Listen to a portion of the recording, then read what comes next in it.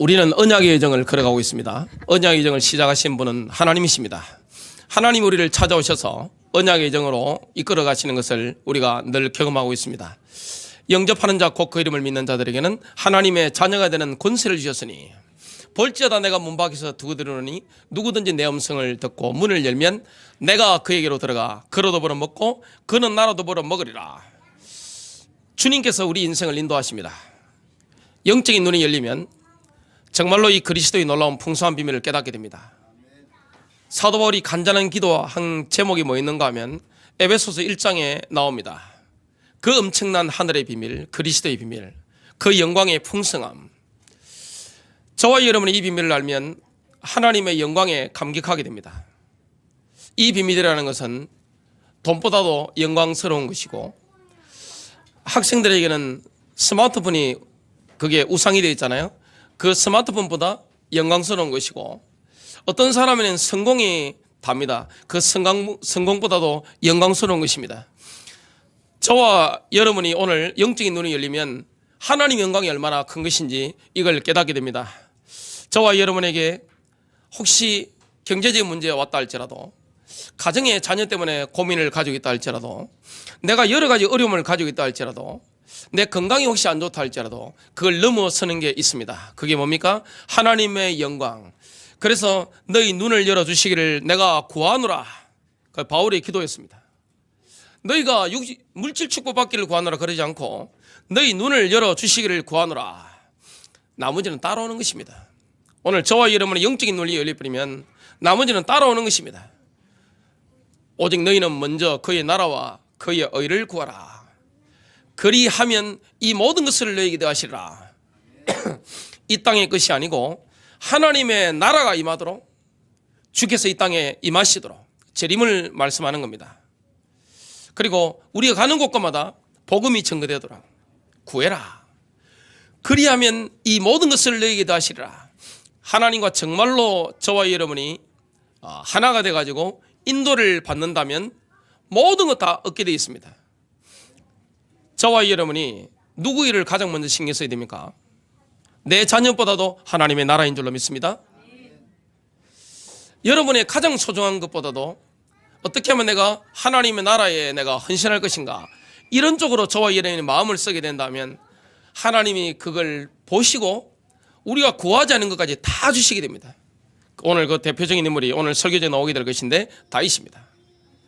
구하지 않은 것까지, 명예까지, 물질까지, 건강까지, 인간관계까지 하나님이 다 주시게 되는 것입니다.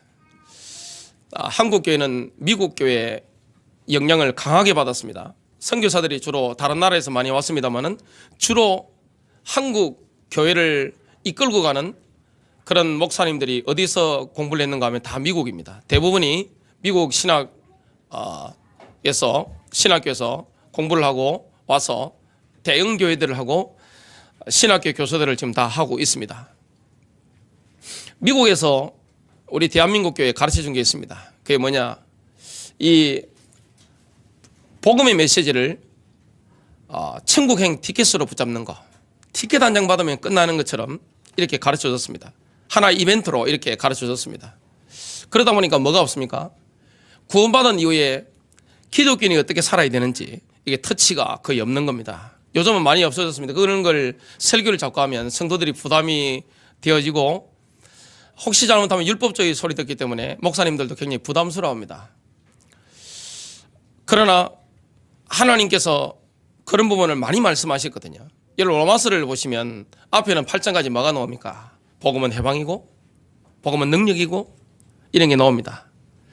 그러면서 8장까지도 중간중간에 뭐가 나옵니까? 그렇기 때문에 너희가 이렇게 살아야 되고 하나님의 백성이 이렇게 해야 되고, 로마서 9장부터 10장, 11장은 이스라엘에 대해서 나옵니다. 하나님의 백성 이스라엘을 내가 회복하게 될 것이다. 이방인이 때가 차면 그들이 돌아오게 될 것이다. 로마서 12장, 13장, 15장, 16장은 뭐가 나옵니까? 그렇기 때문에 하나님의 백성들은 이렇게 살아야 된다. 삶에 대해서 터치가 있습니다. 제가 개척을 하기 전에 제가 기도를 하는데 하나님이 많은 걸 깨닫게 하시잖아요. 그리고 제가 살아왔던 인생들 신앙들, 제가 했던 사역들 이걸 돌아보게 많이 만드셨습니다. 교인들을 보면 목사의 설교의 열매를 알 수 있습니다. 그리고 자녀를 보면 그 부모를 알 수가 있잖아요. 자, 제가 이때까지 살아왔던 걸 제 자녀들 모습을 보고 그리고 제가 설교했던 성도들의 모습을 보고 저 자신을 보게 됐습니다. 얼마나 하나님 앞에 부끄러운 게 많은지 정말 하나님 앞에 죄송한 게 많고 주님의 십자가 피로 저를 씻어달라고 제가 기도했었습니다. 정말 이 하나님의 백성으로서 참 굉장히 부족한 게 많았다. 이런 것들을 하나님 앞에 참 제가 목사이기 전에 그리스도인이 되어야 되는데 신자가 되어야 되는데 신자로서 그리고 한 인간으로서 참 부족한 점이 많았다. 이런 것들을 참만에 하나님이 되돌아보게 하셨습니다. 그래서 이 말씀의 본질 이걸 붙잡고 강단에서 제대로 선포하면서 인도를 받아야 되겠다. 그러면서 나 자신이 거기에 먼저 응답을 받고 증인이 되어야 되겠다. 이렇게 제가 기도하게 되었습니다. 복음 메시지를 한 번만 듣고 끝납니까? 그렇지 않습니다. 하나님은 우리와의 관계가 성숙되길 원합니다.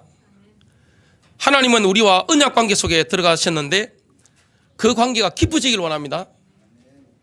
그래서 계약은 유언장처럼 이렇게 딱딱 잘라지고 있던 거 없애지고 하지만 언약은 그렇지 않습니다. 언약은 영원합니다. 하나님이 이스라엘과 맺으신 언약은 영원합니다. 하나님이 아브라함과 이삭과 야곱에게 맺으신 그 언약은 영원합니다. 하나님이 저와 여러분과 맺으시는 그 언약도 영원합니다. 영원한 언약, 이 속에 우리가 들어가게 됐습니다. 그럼 그 관계가 발전돼야 되잖아요. 사람은 누구나 언약 관계 속에 있습니다. 예수님께서 마태복음 6장 24절에 이런 말씀을 하셨습니다. 아무도 두 주인을 섬길 수 없나니.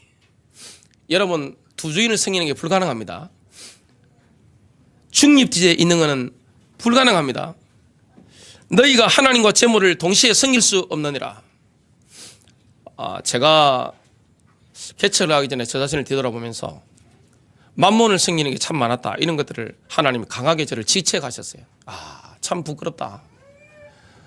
이거는 제게 완전히 각인되어 있는 뿌리 내려져 있는 거기 때문에 체질이 되어 있는 거기 때문에 이런 부분을 주님 성령께서 저를 먼저 터치해 줘야 한다면 이런 게 정화되기가 얼마나 힘들겠나. 저 자신을 아주 보면서 참 하나님 앞에 난감합니다. 이렇게 제가 고백한 적이 있습니다. 교회가 하나님을 섬겨야 됩니까? 만몬을 섬겨야 됩니까? 교회가 자랑돼야 되는 게 뭐죠? 십자가입니다.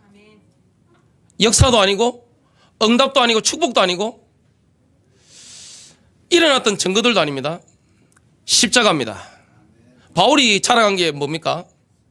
바울은 자기 약한 것 그리고 만삭되지 못한 것 같은 자기 인생, 자기의 병든 것 이런 걸 자랑했습니다. 그리고 오직 예수 십자가만 자랑했습니다. 자랑할 게 너무 많은데 그걸 자랑하지 않았습니다. 그게 영성입니다. 저와 여러분의 진짜 영성이 뭡니까? 돈 따라가지 않고 하나님을 섬기는 것입니다.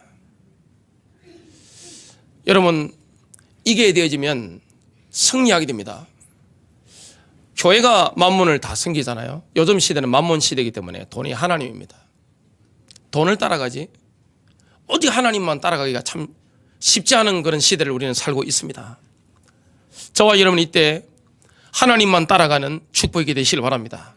그러려면 뭐가 되어야 됩니까? 내가 하나님의 종이 되어야 되는 겁니다. 나는 날마다 죽노라. 날마다 피제사가 짐승을 가지고 드려졌던 것처럼 저와 여러분이 나 중심이 올라올 때, 자기 중심이라는 동기가 올라올 때, 만몬을 섬기고 싶은 욕심이 올라올 때 하와가 미혹된 것처럼 먹음직도 하고 보암직도 하고 지혜롭게 할 만큼 탐스럽기도 한 나무인지라 그걸 따라가는 것이 아니라 눈에 보이지 않는 말씀, 믿음으로 걷는 거, 이 축복이 있으면 어떻게 됩니까? 육신경에 따라옵니다. 전혀 구하지 않았는데 하나님 필요를 따라 채우시고 역사하는 것을 반드시 경험하게 되어 있습니다. 저와 여러분이 하나님께 순종하는 게 가장 우선입니다. 거기에 대해지면 하나님께서 친구 관계로 우리를 끌어올립니다. 예수님께서 3년 동안 주님의 종들을 데리고 훈련을 시켰습니다. 그 3년 철저하게 훈련하신 다음에 요한복음에 보니까 15장 15절에 보니까 이런 말씀을 하셨습니다. 이제부터는 내가 너희를 친구라 하였나니 이는 내가 내 아버지께 들은 모든 것을 너희에게 알려주었기 때문이라. 친구가 된다는 것은 고급 정보를 공유하는 것입니다. 친구라는 것은, 동맹이라는 것은 서로 생명을 거는 것입니다. 하나님의 친구가 되려면 대가가 있습니다. 절대 거기는 박인세일이 없습니다. 생명을 내놔야 됩니다. 우리가 생명을 내놓으면 손해보는 것일까요? 다 책임집니다. 하나님은 계산이 우리보다 더 정확합니다. 제가 작년에 명절이 되고 또 제 생일이 되었을 때 애들이 저한테 생일 선물을 알아서 몇 개를 사왔어요. 어찌나 제가 부담이 되든지 그걸 기획한 우리 집의 실세 자녀에게 갚아줬습니다. 얼마나 부담이 됩니까? 자, 하나님께서 정말 저와 여러분이 하나님께 순종하고 나의 생명을 드리고 내 물질을 드리고 내 인생을 드린단 말이죠. 하나님이 못 견딥니다. 알아서 그냥 위에서 그냥 컨트롤하시기 때문에 다 역사하시는 것을 보게 됩니다. 더 관계가 깊어지면 어떻게 됩니까? 상속받는 자녀가 되는 것입니다. 하나님이 세상을 경영하시잖아요. 하늘 보좌에서 전 세계를 움직이십니다. 그러면 경영권을 주시는 것입니다. 통치권을 맡겨주시는 것입니다. 쉽게 말하면 뭐가 됩니까? 머리가 되는 것입니다. 저와 여러분 하나님께 순종하고 그분을 높여드리면 꼬리가 되지 않습니다. 가는 곳마다 머리가 되는 것입니다. 머리와 꼬리의 차이점이 뭡니까? 꼬리는 시킨 대로 해야 돼요. 머리라고 하는 것은 결정하는 자리입니다. 하나님께서 어디를 가든지 경영할 수 있도록 결정권자의 자리를 가도록 하나님이 인도하시게 됩니다. 그래서 오늘 첫 번째입니다. 오늘 제목이 하나님의 상속자인데요. 다른 제목으로 한다면 하나님 자녀의 유업입니다. 첫 번째입니다. 언약의 여정의 세 번째 단계는 하나님의 유산을 물려받는 신발 언약입니다. 상속 언약. 예수를 구주로 영접하고 저와 여러분이 언약의 여정을 이렇게 쭉 인도받아 가다 보면 하늘의 것을 우리가 상속받게 됩니다. 우리같이 연약한 사람이 이 하늘의 것을, 하늘의 어마어마한 축복을 받는다. 굉장한 거 아닙니까? 저는 요한계시록을 보면서 에스겔서를 보면서 천국을 보게 되었습니다. 실제 천국을 갔다 온 사람이 적은 거잖아요. 사도 요한은 천국을 직접 봤습니다. 영으로 끌려 올라가서 천국을 실제 본 것이고 3차 대전, 주님의 재림, 어마어마한 새하늘과 새 땅 그거 직접 다 보고 기록해 놨습니다. 계시록을 보면서 이런 어마어마한 축복을 우리가 받는구나. 그런 걸 보게 됐습니다. 우리가 하늘을 상속받는단 말이죠. 하나님의 자녀이기 때문에 신발이라고 하는 것은 초창기에는 땅의 경계를 이렇게 서로 구분 짓는 거지만 세월이 흐르면서 상속의 개념입니다. 상속. 그래서 이렇게 신발을 벗어서 넘겨주면 상속권을 주는 것입니다. 원래 아담과 하와의 위치가 있었습니다. 그게 바로 하나님의 대리 통치자였습니다. 아담과 하와는 에덴 동산과 지구를 통치하는 하나님의 대리 통치자. 그런데 범죄함으로 말미암아 그 권세를 잃어버리게 되었습니다. 그러나 하나님께서는 아담 하와에게 주셨던 통치하는 그 어마어마한 축복을 새 언약, 회복된 언약, 예수 그리스도 안에서 회복된 언약 속에서 우리에게 주시길 원합니다. 요한계시록 19장에 보면 저와 여러분은 결국에 주님과 함께 이 땅을 통치하는 어마어마한 축복을 받아 누리게 되어 있습니다. 저는 통치 그러면, 상속 그러면 룻이 생각이 납니다. 모압 여인 룻.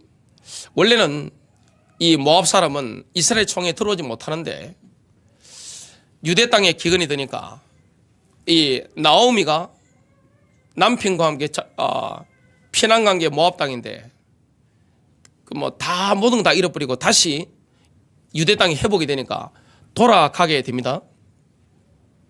돌아가니까 자, 아들 둘 다 죽어버렸단 말이죠. 근데 나오미가 며느리들한테 이야기를 합니다. 나는 이제 가야 되니까 너희들 조상들에게로 가라. 너희 가문의 신들에게로 가라. 이렇게 한 겁니다. 그때 룻이 뭐라고 합니까? 어머니의 하나님이 나의 하나님이 되고 어머니의 백성이 나의 백성이 될 것입니다. 생명 걸어버린 것입니다. 나오미가 아무 기약이 없는데 시어머니가 가지고 있는 그 가슴 속에 있는 그 언약에 자기 인생을 완전히 딱 걸어버린 겁니다. 성경에 보니까 이런 여자분들이 있습니다. 영적인 안목이 있어야 되는 거거든요. 영적인 안목.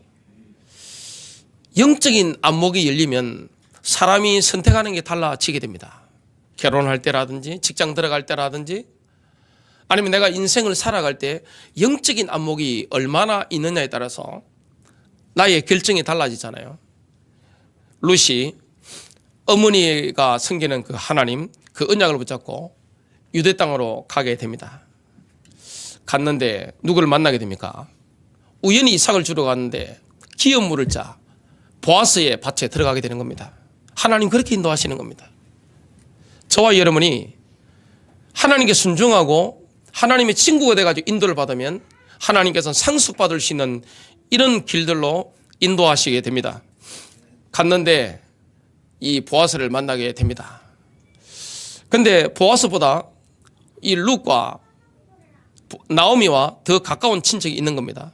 그래서 보아스가 자기보다 우선권이 있는 더 가까운 친척에게 이야기를 합니다. 근데 그 친척은 룻과 결혼을 하게 되면 손해를 볼 것 같으니까 신발을 벗어서 보아스에게 주면서 내가 기업을 물으라 사라 이렇게 하게 된 겁니다. 자, 그 룻과 보아스를 통해서 오벳이 태어나게 됩니다. 오벳은 이새를 낳게 됩니다. 이새는 다윗 왕을 낳게 됩니다. 그것이 마태복음 1장 5절부터 6절에 나옵니다. 엄청난 것입니다. 룻이 보아스가 상속을 받는 메시아의 직계 조상이 되는 그리고 이스라엘 땅을 상속받는 이 축복을 누리게 되었습니다. 출애굽기 3장에 보니까 하나님의 사람 모세가 부름을 받습니다. 하나님께서 모세를 부르십니다. 모세야 모세야 내가 선 곳은 거룩한 땅이니 신발을 벗어라. 파라오의 유산을 벗어버리고 내가 너에게 줄 땅을 받아라. 약속의 땅 이스라엘 땅을 가나안 땅을 받아라. 그걸 받게 됩니다. 그래서 모세가 실제 왕이잖아요.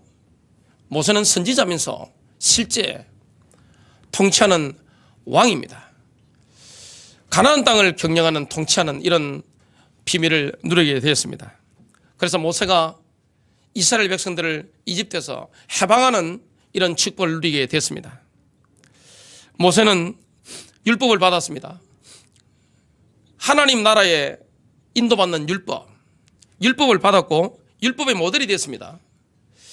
모세가 얼마나 하나님께 온유한 사람이었습니까? 순종하는 사람, 완전 율법의 모델이 됐습니다. 그리고 그 율법을 마음에 새기라고 이스라엘 백성들에게 전해준 것입니다. 이런 축복을 우리가 받아 누리게 되어 있습니다. 대표적인 하나님의 상속자 누가 있습니까? 다윗입니다. 시편 132편 11절과 12절입니다.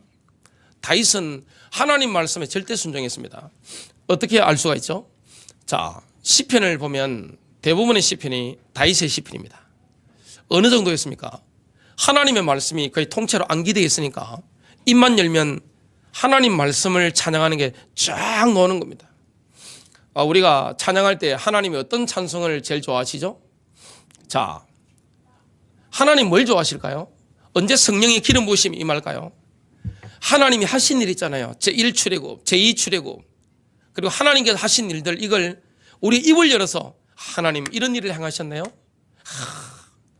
주님이 이번 주도 올해도 이런 일을 행하셨나요? 우리가 입을 열어서 말로 고백하는 거, 거기에 곡조까지 붙으면 더 좋겠죠? 말로 막 고백하는 거 있잖아요. 그럼 하나님께서 기뻐하셔서 영광 가운데 임하시게 되어 있습니다. 그래서 찬양이라는 것은 내가 위로받는 게 아닙니다. 하나님께, 야, 십자가의 능력이 이렇게 크네요. 주의 이름이 이렇게 높으시네요. 야, 하나님이 이렇게 하시네요. 하나님을 계속 우리 찬양해 드리는 것입니다. 그래서 찬양의 본질은 내가 위로받는 게 아닙니다. 나한테 맞추는 게 아닙니다. 모든 것을 하나님께 맞추는 것입니다. 다윗이 그걸 엄청 잘했습니다. 그래서 찬양 중에 최고 찬양이 뭡니까? 시편 찬양입니다. 제가 중동에 파키스탄에 가보니까 시편 찬양을 하더라고요. 시편 이걸 찬양하는 게 사실은 최고의 수준이거든요. 이걸 하나님 얼마나 기뻐하시겠습니까? 시편 132편 11절부터 12절, 주께서 다윗에게 진실로 맹세하셨으니 변경하지 아니하시리라. 내가 내 몸의 소생을 내 보좌에 두리라. 자, 가나안 땅의 경영권이 다윗의 자손에게 계속해서 내려가는 것입니다. 부모님이 하나님을 잘 섬기면 어떻게 되죠? 자녀들도 세상적인 복도 따라옵니다. 여러분, 심은 대로 거두는 줄로 믿습니다. 하나님과 우리와의 관계는 쌍방관계입니다. 인간관계가 쌍방관계인 것처럼 하나님과 우리와의 관계가 쌍방관계입니다. 자, 여러분이 하나님께 전도한 영혼을 드리든 찬양을 드리든 물질을 드리든 아니면 섬김을 통해서 하나님께 내가 뭘 심는다면 어떻게 됩니까? 절대 하나님은 그냥 입 싹 닫고 여러분을 섭섭하게 해드리고 여러분 가서 뭐 한이 맺히들 해드리고 이런 법 없는 줄로 믿습니다. 하나님은요, 사랑이시잖아요. 하나님의 본질은 사랑입니다. 하나님의 본질은 긍휼입니다. 하나님의 본질은 자비입니다. 하나님은 심판하는 걸 원하지 않습니다. 성경, 신구약 성경, 창세기부터 요한계시록까지 하나님이 제일 싫어하는 게 있습니다. 하나님의 본성에 기이한 게 있습니다. 그게 뭡니까? 심판입니다. 어떤 아버지가 자식을 두드려 패고 싶어가지고 몽둥이를 야구바트를 준비하고 골프채를 준비해놓고 오늘 오면 우리 아들 딸 두드려 패고 나는 기분 좋아야지. 약간 그는 미친 아버지입니다. 정상적인 아버지 같으면 자식을 때리지 않기 위해서 엄청 몸부림칩니다. 왜냐? 하나님은 아버지거든요. 그래서 심판이라고 하는 것은 하나님의 본성에 기이한 것입니다. 그래서 그 심판을 누구에게 맡기셨죠? 예수님께. 예수님도 심판하는 걸 원치 않으니까 어디에 맡겼습니까? 성경에 보니까 하나님의 말씀께. 그래서 하나님의 말씀을 받아들이지 않고 거역하면 심판받습니다. 자, 그래서 하나님이 가나안의 경영권을 주시는데 영원히 이어지는 것입니다. 저와 여러분은 하늘 상속을 받게 됩니다. 이게 진짜 믿어진다면 우리가 이 땅을 위해 살지 않습니다. 이 땅은 잠시 떠나는 나그네인 줄로 믿습니다. 제가 이번 주에 어떤 분이 돌아가셔서 잠깐 갔다 왔는데 얼마 전에 저하고 얼굴 뵌 분인데 이렇게 소천하셨어요. 자, 저도 마찬가지고 여러분도 마찬가지고 이 땅은 나그네입니다. 잠깐 있다 가는 것입니다. 저와 여러분 인생이 나그네와 같은 인생입니다. 우리의 본향이 어디 있습니까? 저 천국인 줄로 믿습니다. 저와 여러분 시민권이 어디 있습니까? 하늘 시민권을 가지고 있습니다. 저와 여러분 상급이 어디 있습니까? 이 땅이 아니고 하늘에 있습니다. 굉장한 것을 받게 됩니다. 그 통치권이 경영권이 다윗의 후손에게 영원히 내려간다고 하나님이 맹세하시는 겁니다. 부모님이 진짜 하나님을 제대로 섬기면 어떻게 됩니까? 여러분 진짜 중심으로 하나님을 섬기면 어떻게 됩니까? 자, 하나님이 감동이 되어버리면 어떻게 되죠? 여러분이 가장 마음 쓰시는 데 있잖아요. 가장 먼저 책임집니다. 인간도 그렇게 하잖아요. 인간도 가슴에 이게 감동이 확 오면 은혜를 갚으려고 합니다. 그러면 더 오잖아요. 그래서 여러분 손에 이게 황금연애 친다면 이런 거 붙잡고 너무 가지고 계시지 마시길 바랍니다. 이런 게 있으면 빨리 뭐 해야 되죠? 고아나 과부나 가난한 사람 외국인들에게 또 하나님 나라를 위해서 베푸는 축복이 되시길 바랍니다. 그럼 하나님께서 어떻게 하시죠? 알았다, 더 줄게. 이런 거 몇 개 더 주십니다. 여러분 정말 믿어지세요? 이게 영적인 원리입니다. 심은 대로 거두는 것은 하나님 나라의 원리입니다. 30배, 60배, 100배로 거두는 것입니다. 내 자손들이 내가 그들에게 가르칠 내 언약과 증거를 지키면 그들의 자손들도 내 보좌에 영원토록 앉으리라 하셨도다. 그런데 이런 계산을 제대로 못했던 인물이 나옵니다. 마태복음 19장 21절에 보니까 젊은 부자 관원이 있었는데 예수님 만나러 온 것입니다. 이 사람은 이미 하나님께 순종이 되는 사람입니다. 말씀 잘 지킵니다. 하나님과의 친구 관계 속에 들어간 사람입니다. 굉장히 깊어요. 근데 예수님께서 뭐라고 하셨습니까? 부족한 걸 말씀하셨죠? 내가 온전해지기를 원한다면 가서 내가 가진 것을 팔아 가난한 사람들에게 나누어 주라. 교회는 공산주의를 하지 않습니다. 교회는 뭘로 합니까? 가슴이 우러나서 내가 자발적으로 하는 것이지. 우리 누구 집사님 좀 내놓으시죠. 돈 있어 보이는데 저 사람에게 주세요. 이런 거는 성경의 원리가 아닙니다. 성경은 뭐 하는 거죠? 자발적으로 감사해서 우러나서 기쁨으로 나누는 것입니다. 공산주의나 이런 데하고 다른 겁니다. 예수님이 이렇게 말씀하신 겁니다. 나누어 주라. 그리하면 하늘에 있는 보물을 가지게 되리니 그런 후에 와서 나를 따르라. 마태복음 19장 22절에 그 청년이 그 말씀을 듣고 슬퍼하며 가더라. 아직 믿으면 안 되는 거죠. 저와 여러분이 이 땅의 것을 하나님 나라를 위해서 포기하고 심어버리면 하나님께서 영원한 나라에서 큰 상급으로 주시게 됩니다. 큰 두 번째입니다. 하나님의 자녀는 무서워하는 종의 영을 받은 게 아니라 양자의 영을 받았습니다. 양자의 영. 그렇기 때문에 아바 아버지라 부르짖습니다. 아바 뭡니까? 아빠입니다. 아버지들이 가장 기분 좋아하는 게 뭡니까? 아빠 하는 거. 어린아이들이 아주 어릴 때 아이들이 아빠 하면서 이렇게 안기면서 오는 거 얼마나 기분 좋습니까?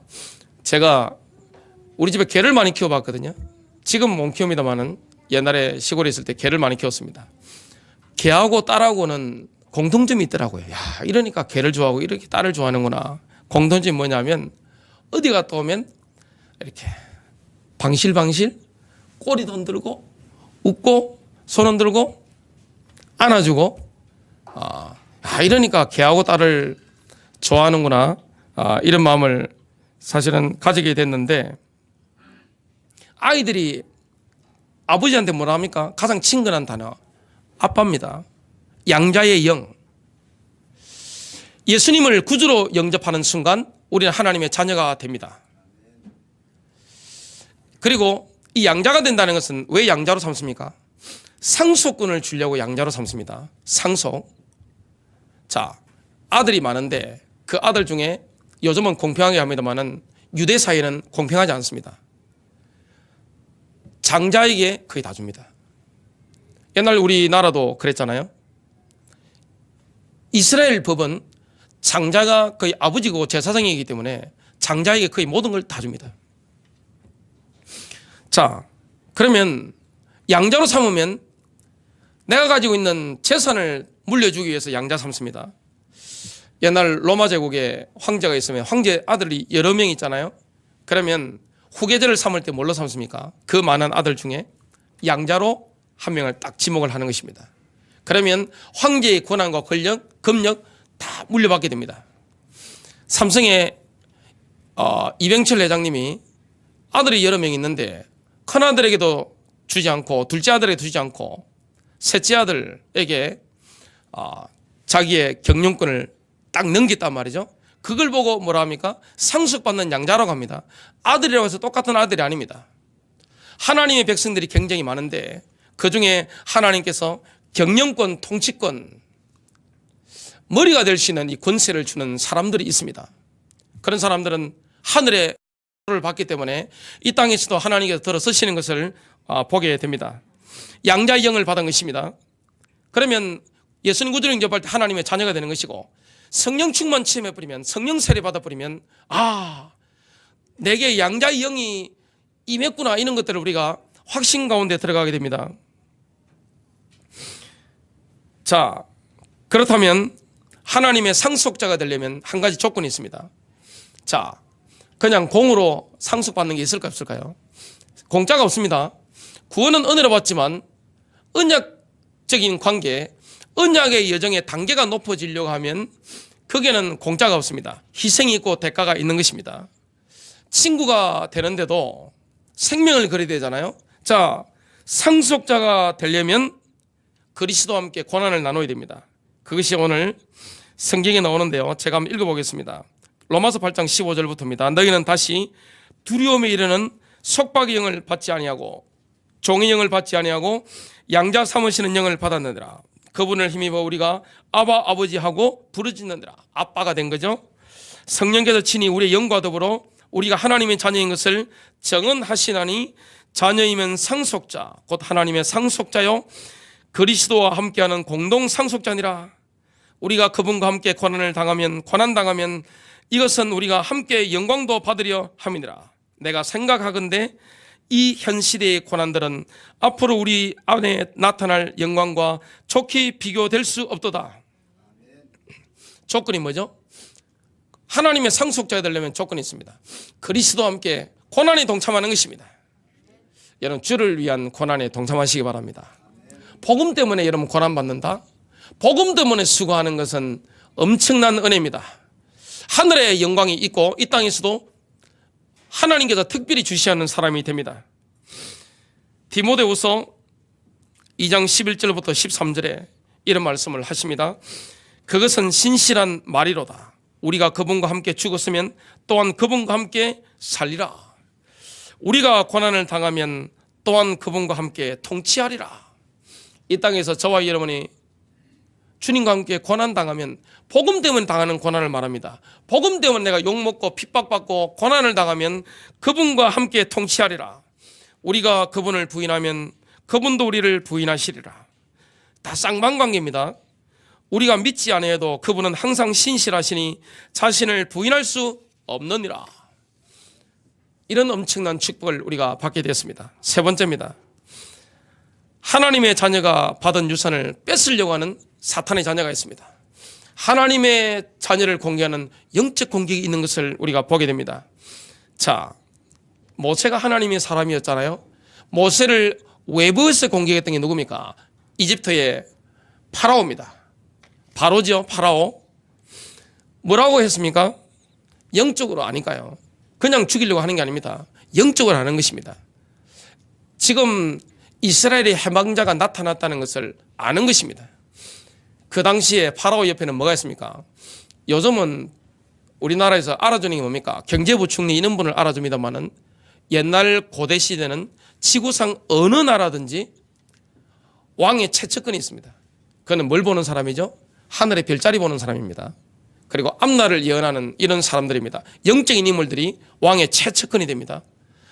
그 사람들은 왕실의 운명, 왕의 운명 이걸 아주 주시해서 하늘을 보고 이렇게 보기 때문에 늘 별의 움직임을 자세히 보잖아요. 딱 보니까 모세가 태어난 게 감지가 됐단 말이죠. 그래서 뭐합니까? 아이들 중에 남자가 태어나거든 나일강에 던져 죽이라. 딸이 태어나거든 살려주라. 딸은 씨가 아니니까 아들이 태어나면 다 죽여버리라. 이렇게 된 겁니다. 그런데 하나님께서 나중에 누구를 꺾어버립니까? 이집트 장자를, 파라오의 아들부터 장자를 싹 죽이고 이스라엘 백성들을 건져내시는 것을 보게 됩니다. 나올 때 그냥 나온 게 아닙니다. 약한 자가 하나도 없이 군대가 되어 나온 것을 보게 됩니다. 자, 모세를 내부에서 흔들어 놓는 존재가 있었습니다. 그건 누굽니까? 같은 레이지파였습니다. 모세의 사촌이었습니다. 굉장한 고위직에 있었던 사람인데 바로 고라입니다. 고라. 이 고라가 왜 너만 하느냐? 나도 해야 되겠다. 이런 마음이 들어서 조직을 만든 것입니다. 로벤 지파 다단과 아비람과 온과 함께 팀을 만들어가지고 족장만 220명을 귀합시켰습니다. 세가 엄청난 겁니다. 그래서 충분히 모세를 그 자리에서 탄핵을 할 수 있겠다, 끌어내릴 수 있겠다 계산이 섰기 때문에 가서 덤빈 것입니다. 그런데 이 고라와 다단과 아비람과 온이 족장 250명이 계산을 못한 게 있습니다. 하나님이 누구 편에 있느냐, 이걸 계산을 못한 겁니다. 세력을 보니까 충분히 이기겠는데 하나님의 영광이 누구 손에 있느냐, 이겁니다.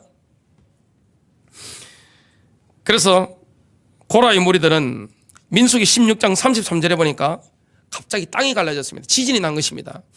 초자연적인 지진이 나서 땅 밑이 쫙 갈라졌는데 산채로 성경에 보니까 지옥에 들어갔습니다. 원어에 보니까 산채로 지옥에 확 빠졌습니다. 그래서 들어가니까 일가족이 다 몰살당한 거죠. 다시 땅이 갈라졌다. 땅이 확 덮치니까 그냥 평정돼 버린 겁니다. 250명의 족장들은 어떻게 했습니까? 하나님이 불을 보내가지고 불에 전부 타서 죽인 것을 보게 됩니다. 하나님의 자녀는 영적 싸움에 승리합니다. 우리에게만 영적인 권세라는 것은 엄청난 겁니다. 자, 이 다윗 왕을 공격하는 외부의 적이 있었습니다. 그게 누굽니까? 팔레스타인 사람들의 챔피언 골리앗입니다. 골리앗을 통해서 이스라엘을 정복하려고 했습니다. 이스라엘 땅을 뺏으려고 한 거죠. 경영권을 뺏으려고 한 것입니다. 하나님의 백성이 하나님과의 관계가 깊어진 상태에서 있으면 마귀가 영적 공격을 합니다. 그러나 저와 여러분이 껴있다면 어떻게 됩니까? 그 세력은 꺾여버리게 되어 있습니다. 힘이 없습니다. 가장 강한 사람이 누굽니까? 말씀의 영권 가운데 있는 사람, 영적인 비밀을 누리고 있는 사람, 사단이 아무리 공격해 들어도 꺾이는 역사가 있게 되어 있습니다. 이런 비밀을 누리는데 다윗이 사무엘상 17장 45절에 이렇게 외칩니다.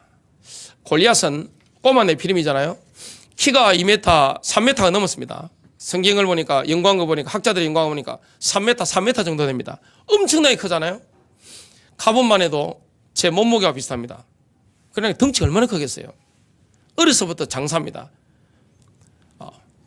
그래서 이 엄청난 힘을 가지고 있는 그런 인물이었는데 다윗이 이렇게 말합니다. 너는 칼과 창과 방패를 가지고 내게 오지만 나는 만군의 주의 이름 곧 내가 모독한 이스라엘 군대의 하나님의 이름으로 내게 가노라.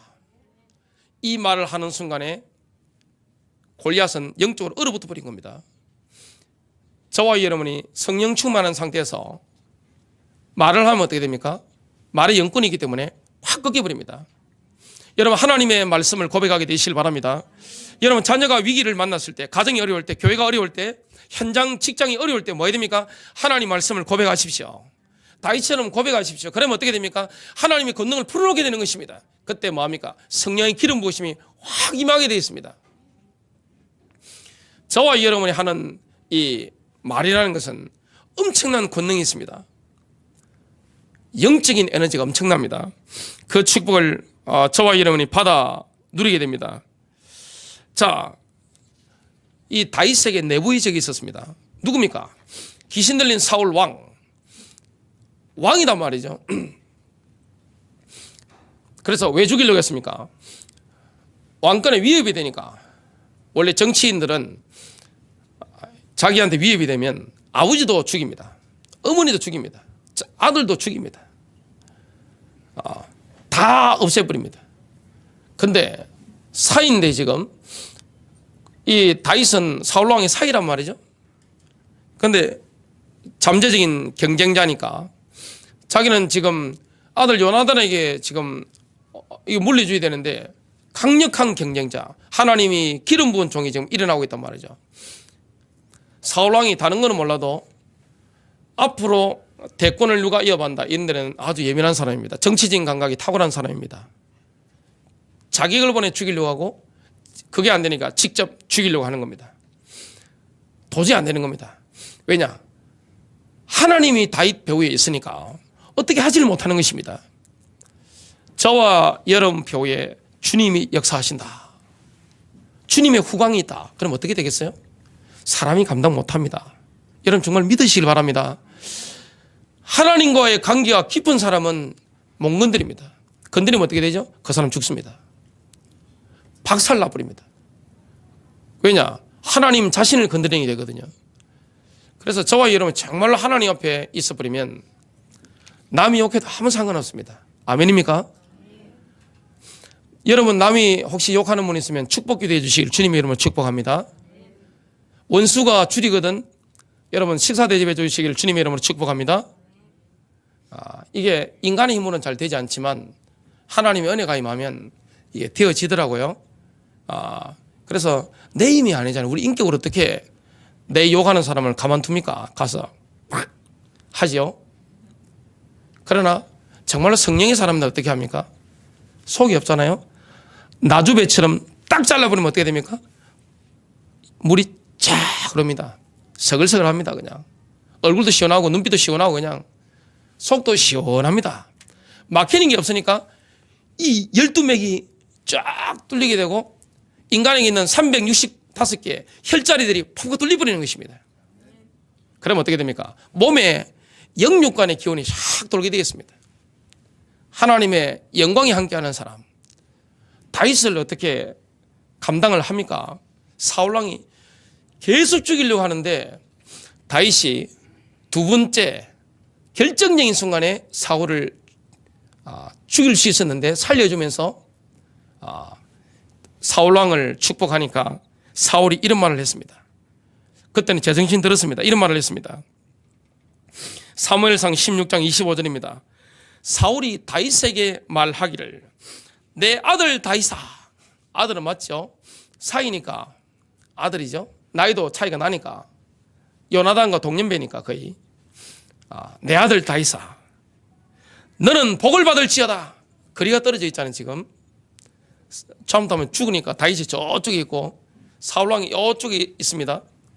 너는 복을 받을지어다. 내가 큰 일을 행할 것이며 또 늘 승리하리라 하더라. 이에 다윗이 자기 길을 가고 사울도 자기 처소로 돌아가더라. 아무리 영적 공격이 있어도 하나님과의 관계가 깊은 사람 승리합니다. 하나님이 하나님과의 관계가 깊은 사람에게 가문을 다스리게 만들고 교회를 다스리게 만들고 직장을 다스리게 만들고 지역을 다스리게 만들고 민족을 다스리게 만드는 것입니다.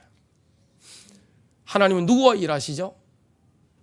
세상 사람과 일하지 않습니다.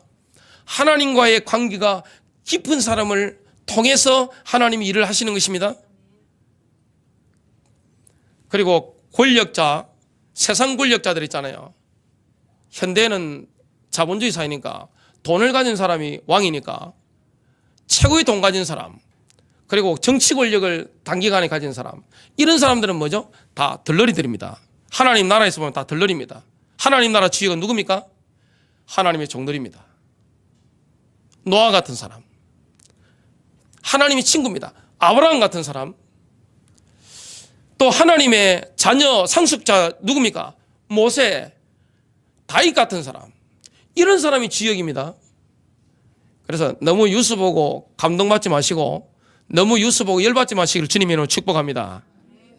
우리는 속한 세계가 다르다니까요. 여러분 뉴스 보시고 우리 장모님은 늘 박근혜 불쌍하다 입에 달고 사십니다. 우리 어머니도 아이고 불쌍한 박근혜. 교회는 젊은 사람들은 그렇게 생각하지 않습니다. 특히 서울에 있는 많은 사람들. 그건 다 혼적인 판단이거든요. 다 지나가는 것입니다. 우리는 이 땅에 속한 사람이 아닙니다. 예수 그리스도를 진짜 믿어버리면 어떻게 됩니까? 영적으로 본다면 이 땅의 시민권을 상실하는 것입니다. 이 땅을 통치하는 게 누구죠? 이 세상 임금 누굽니까? 사탄입니다. 여러분 뉴스 그게 정확하지 않습니다. 메이저 뉴스들 보면 언론들 보면 이스라엘에 대해서 반 이스라엘이잖아요. 반 예루살렘이거든요. 철저합니다. 정부들 마찬가지입니다. 거기에 귀 기울이는 게 아니라 그건 참고만 하고 우리는 주파수를 어디에 맞춰야 됩니까? MBC도 아니고 JTBC도 아니고 KBS도 아니고 YTN도 아닙니다. CNN도 아닙니다. 천국 방송입니다. 성경 읽으시기 바랍니다. 자꾸 성경 안 읽고 이상한 채널만 자꾸 보시면 이게 렉이 걸려가지고 이게 뭐가 움직이지 않습니다. 전파가 막 교란이 됩니다. 하나님 말씀이 그냥 이면벌이 됩니다. 결론 맺습니다. 하나님 자녀의 상속유업은 영원합니다. 이 땅에서도 받아 누리게 되어 있습니다. 시편 89편 36절 37절 읽고 마치겠습니다. 다윗이 영원한 보좌를 물려받았죠. 이렇게 말씀합니다. 다윗의 씨가 영원히 지속될 것이요 그의 보좌는 내 앞에 태양 같으리니 그것이 달과 같이 하늘에 있는 신실한 정인같이 영원히 견고히 있으리라. 다윗은 큰 범죄를 바세바를 통했지만 회개하고 다시 쓰임을 받았습니다. 저와 여러분이 남은 인생의 언약의 여정에 하나님과의 관계가 날로 깊어지는 축복이 되시기를 주님의 이름으로 축복합니다.